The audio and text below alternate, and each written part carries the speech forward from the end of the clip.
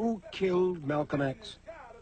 3 black Muslims, members of the Nation of Islam, were convicted. But the current leader of the Nation of Islam, Louis Farrakhan, now acknowledges that words he spoke may have triggered the assassination. As I may have been complicit in words that I spoke, I acknowledge that and regret that any word that I have said caused the loss of life of a human being. Malcolm X was murdered 35 years ago in 1965. Today, the black revolutionary, once feared and misunderstood, enjoys a popularity and respect reserved for leaders like Martin Luther King, Jr. The autobiography of Malcolm X was named by Time magazine as one of the 10 most important nonfiction books of the last century. And Denzel Washington was nominated for an Academy Award for his portrayal of Malcolm in Spike Lee's film. Who killed Malcolm X? 3 black Muslims, members of the Nation of Islam, were convicted. 2 of them served 20 years. The 3rd is still not free. But the current leader of the Nation of Islam, Louis Farrakhan, has long been suspected as the instigator, the behind-the-scenes force who triggered the killing. Malcolm's late widow believed that, as do his children to this day. But now, finally, Atala Shabazz, the eldest daughter of Malcolm X, and Louis Farrakhan, agreed to talk about the assassination for the first time in front of a reporter. For Shabazz, not without some misgivings. I did not know if I wanted to sit across from him. I didn't know if my heart could handle it. Didn't know if she could sit with a man she still holds responsible for her father's death. Confronting Minister Farrakhan would not be easy, and for strength, she told us, she summoned the memory of her parents. Before I came here, I prayed and included my parents. They had to walk with me to the airport. They had to get me out of that hotel and into the property here. You see, Atala Shabazz was there in the Audubon Ballroom in 1965 in New York to watch her father make a speech. She was there with her 2 younger sisters and her pregnant mother. And Atala, only 6 years old, watched as gunmen killed her father. Here's how her late mother, Betty Shabazz, described the murder. I heard shots, and I saw people crawling on the floor. And so I got down too. Then when I was looking out and I saw someone look in amazement to the front, I knew they had shot my husband. And my children were crying, you know, what's going on? What's going on? Are they going to shoot us? I'm a child with a forever memory of the most significant man in my life standing at a podium and falling backwards. That's forever. Miss Shabazz, for several months, I carried the picture of your father with all of these bullet holes in his chest. And I looked at the man that taught me, the man that nurtured me, the man that was the example of a man to me. And I wept.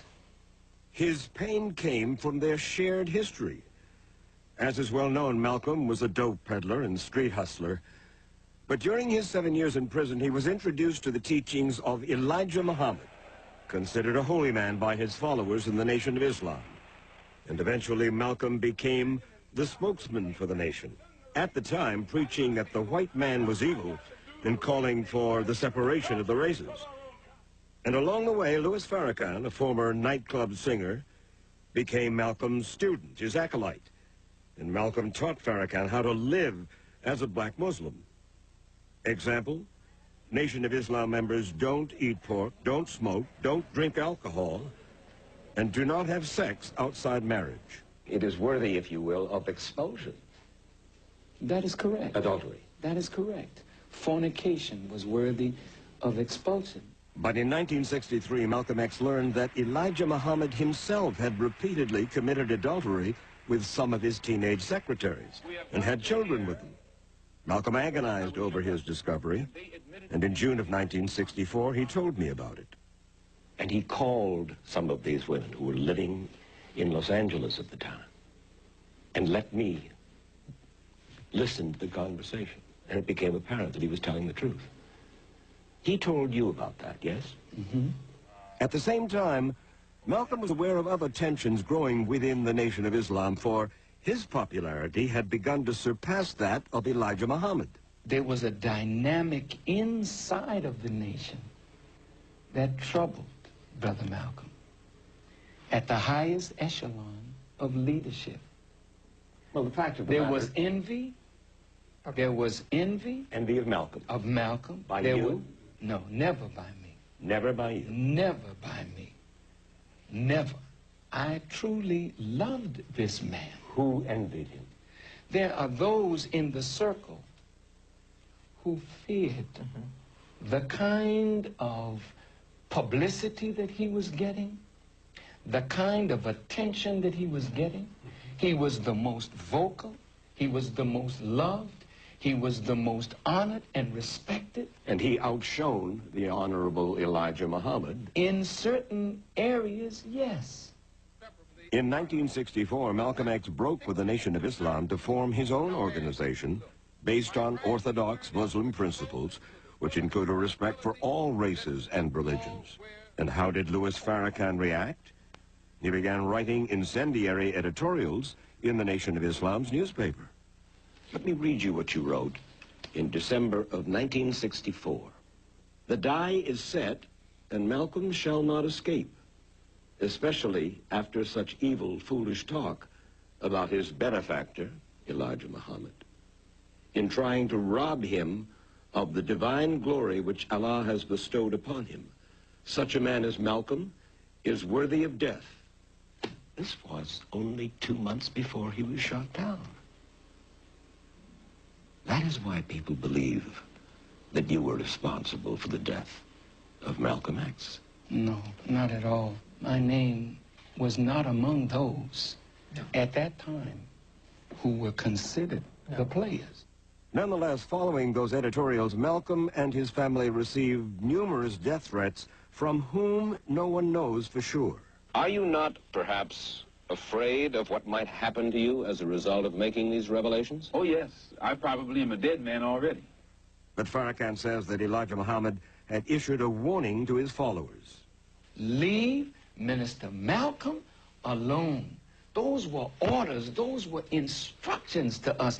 Leave this man alone. But in February of 1965, while the family was asleep, Malcolm's home in New York was firebombed. And just 1 week later, 39-year-old Malcolm X was gunned down by members of the Nation of Islam. But there are those who still believe the government had a hand in Malcolm's death.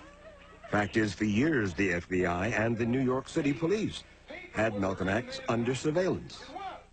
Just 7 years ago, he was still charging that Malcolm had deserved punishment. And if we dealt with him like a nation deals with a traitor, what the hell business is it of yours? But now Louis Farrakhan, recuperating from prostate cancer and facing his own mortality, has a different appreciation of Malcolm X, and he wanted Atala Shabazz to know it. He did most of the talking during our 4-hour meeting. Finally, Shabazz could no longer hold back 35 years of anguish. Indeed, the FBI probably had something to do with it.